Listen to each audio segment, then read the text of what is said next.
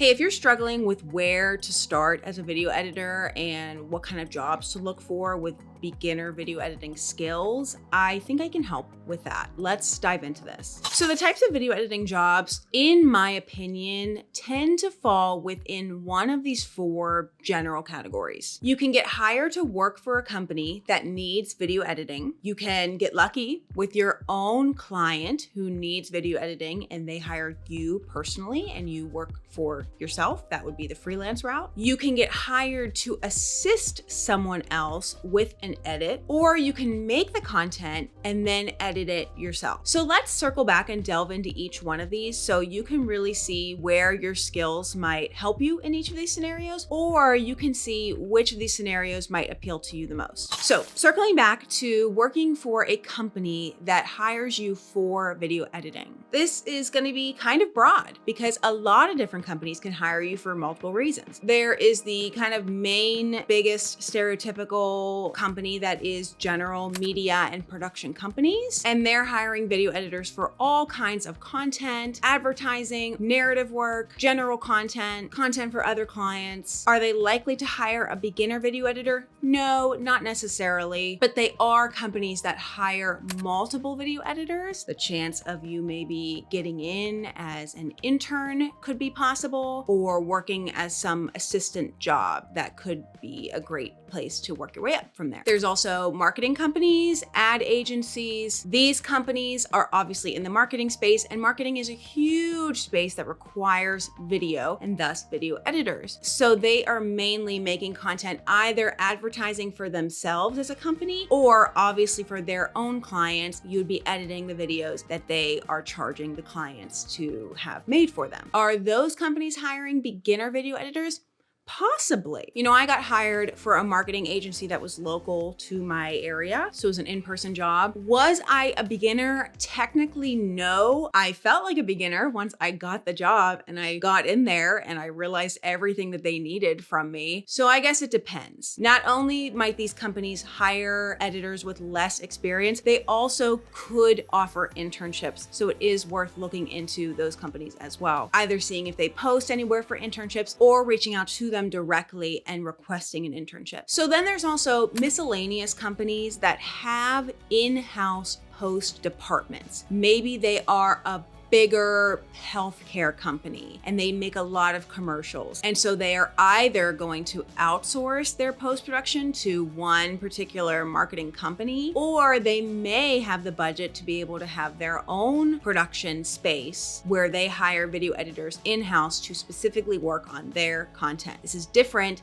than having your own client because you would be hired as an employee working for this company, and you would get all of the pros and cons that come along with working a full-time job or part-time job. And then similarly, maybe companies don't have a full budget to hire a full production team for big commercials, but maybe they do want to hire a video editor to manage social media content for them. So this is where social media and video editing often get tied hand in hand, because obviously video is so important for marketing reasons. So if you're going to hire someone in that space, it's probably best that they have both social media experience and video editing experience, and they'll be doing a little bit of both. So even if the title of the job is social media manager, you may be doing a good amount of video editing while you're there working for that company. So now let's move on to the next category, which is generally freelance, is what I'll call it. You get lucky enough to get your own client, whether you were advertising yourself, or maybe you just fell into it where you met someone who required video editing services and you just took them on as your own client and they pay you directly. You're not on any payroll system with them, so you have to manage your own taxes and you have to manage everything else for that client. All of your client relationship, you have to use all of your own equipment, and generally freelance is a bit of a less stable option because you just come on as a contractor for that client. It doesn't feel quite as stable as being employed at a company where you are put onto their payroll. They have different departments that can help you grow through the company. This is all just on you. And this is what I do. If we haven't met yet, I am Colleen. I'm a freelance video editor. And in this channel, I help you to get a video editing job, wherever that may be. And I help you get paid doing what you love. So for more tips on that, and if you just like this channel, if you don't mind the way that I talk. I'd so appreciate it if you could hit the like button below and hit subscribe if you haven't already. Thank you so much for doing that. Now, freelance can be in essentially any niche of video editing. And if you are curious about what niches might be best for you as a beginner video editor, I would encourage you to check out this video next. It is almost all of the niches that I have encountered as a video editor that you could find yourself in your video editing journey. Now, like I mentioned before, freelance is a difficult thing to do. It is difficult to start. It is difficult to keep up with. It is kind of a scary route unless you have a lot of confidence in your video editing skills as well as a lot of your soft skills. I talk about soft skills a lot on this channel. The skills it takes for you to thrive in the career world, being able to talk to a lot of different clients, putting yourself out there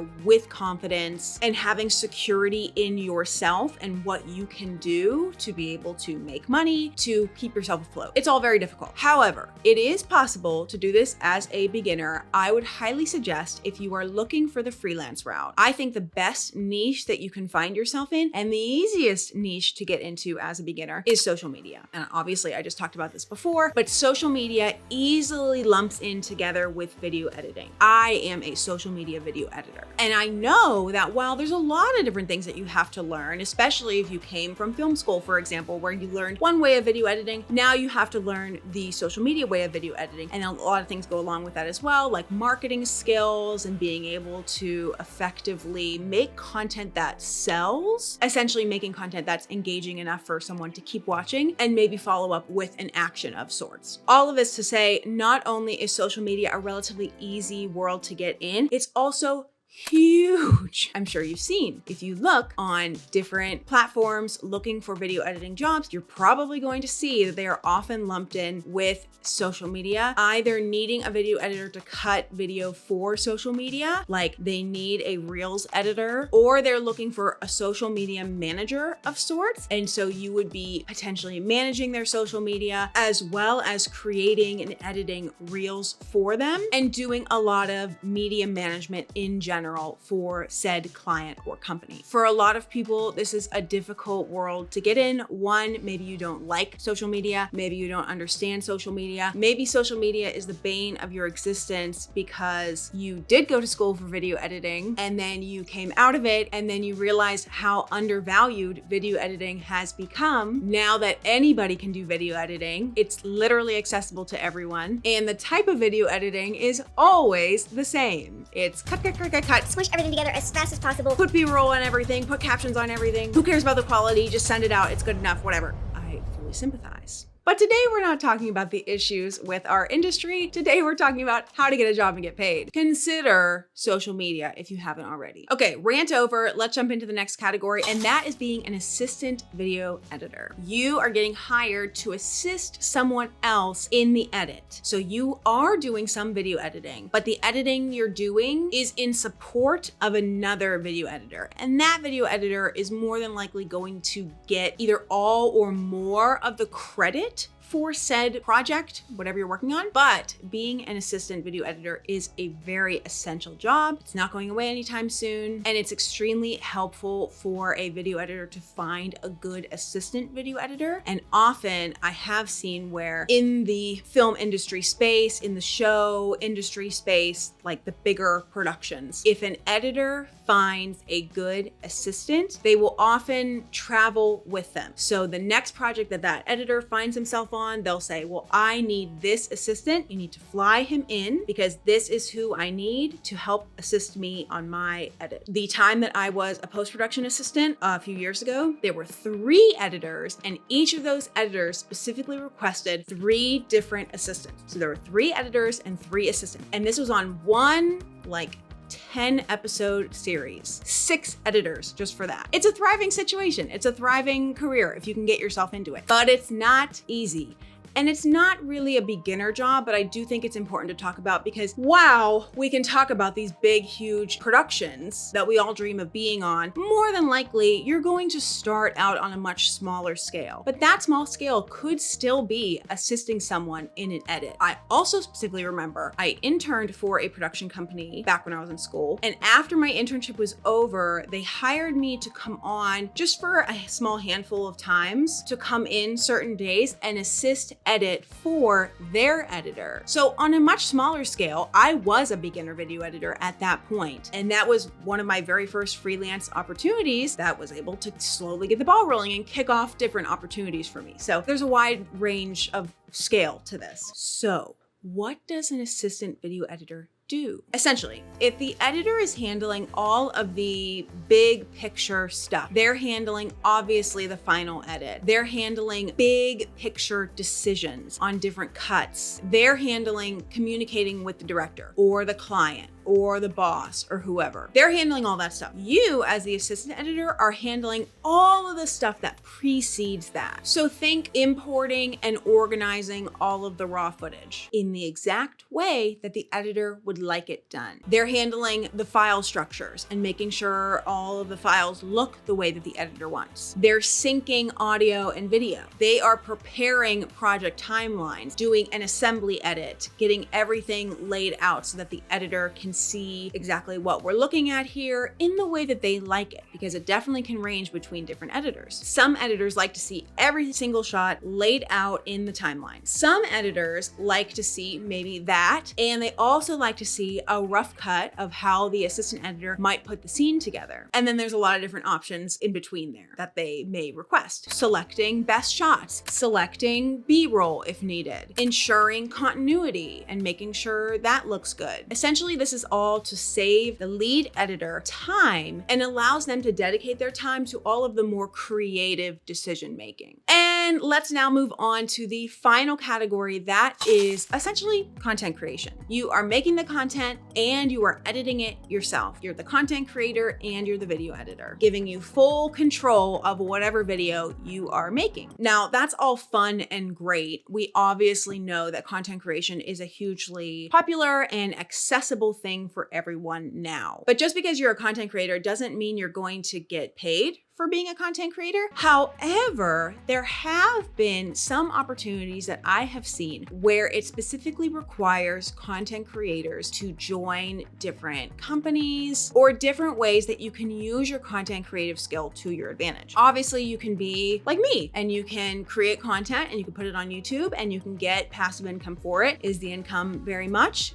No, not whenever you're first starting out, at least. But the same can be said for putting shorts out, putting TikToks out, putting reels out. All of that can earn you some income. Where the bigger income lies with content creation is probably mainly UGC work, where companies will pay you to create content for them. This usually requires your face, talking to the camera. Maybe you are giving a testimonial for a product that they send to you and they want you to use it, try it out. If you like it, you make a video about it, and then they use that video to continue to sell their products. Influencer marketing, I guess, is the same thing. TikTok shop, same thing. It's all you being paid essentially, or the hope of being paid for creating content surrounding something that you are selling. There also have been opportunities, I have encountered them, where companies will hire you to be essentially the face of their company. I had a job where I was the video editor and like media manager for them. And after so long of working with them, they realized that I did my own content creation with this channel, and they ended up hiring me to do video work for them, like me being on screen, delivering information. So I wasn't directly selling anything. I was just creating content for them that they are then now using for their own channels. So my face is somewhere else out there in the world somewhere.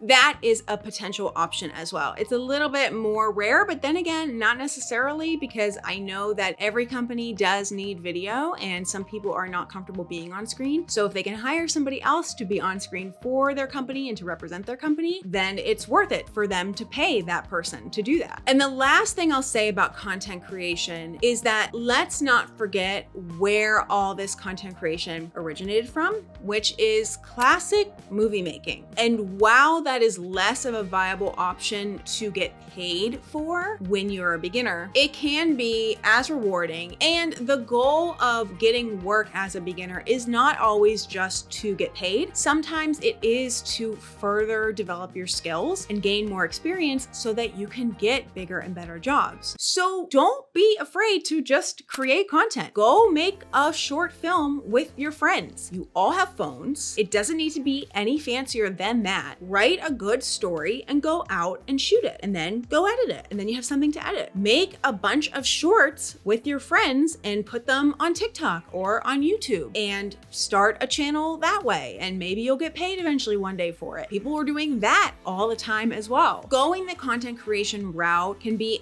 just a huge general benefit because not only are you developing your skills, you can leverage your skills for companies maybe, but also you can use this stuff as essentially a free demo reel. When you inevitably do apply for a job later down the line and they want to see what kind of content you created, you can send them your public channels with all of your content that you edited. And that not only shows that, yeah, you've edited before, it shows that you have built something in the social media space, which can be really valuable to the client to see that you're able to do that. Maybe they'll want you to do the same thing on their channels. Which of these 4 categories appeals to you most? For me, being in the freelance space has always been the most exciting to me because I didn't really like having a boss, and I also like creating content. So both of those spaces kind of worked for me. I always wanted to be an assistant video editor, but a lot of things come with that. Sometimes you do need to travel to different cities and you are kind of stuck only doing one type of thing. I guess essentially the goal would be that you could move on out of assistant editing and then move to being an actual editor, but that can be tricky. Sometimes you get pigeonholed into just being an assistant editor. So either way, I would love to hear your thoughts. I'd love to hear which category you find yourself gravitating towards. And for more videos like this, be sure to check out my channel. Be sure to subscribe if you haven't already. Thank you so much to my editor, Logan, and I will catch you guys in the next video. Have the best one.